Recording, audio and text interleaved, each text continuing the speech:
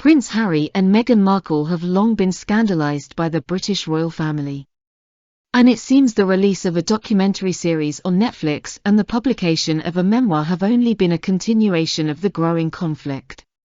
Prince Harry once even sued his family, and it seems to have been forgotten by all, but not by nimble journalists who like to count other people's money.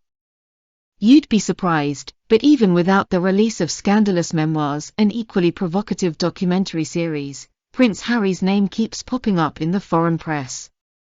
The other day, journalists decided to calculate how much the claim of the rebellious Duke of Sussex has already cost British taxpayers.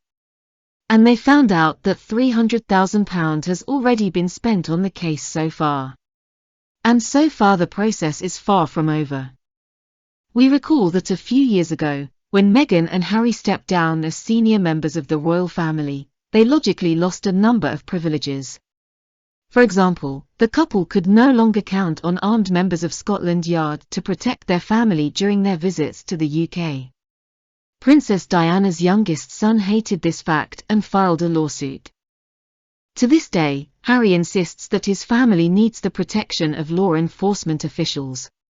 Scotland Yard officials themselves are looking at the situation with mild surprise. The fact is that more than a year ago, the prince offered to pay for their services himself.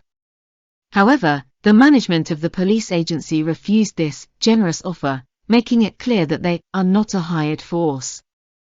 And so the trial has been going on for a year and a half.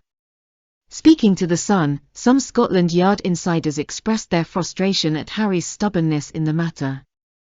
For the money on offer, he could have hired almost an entire army.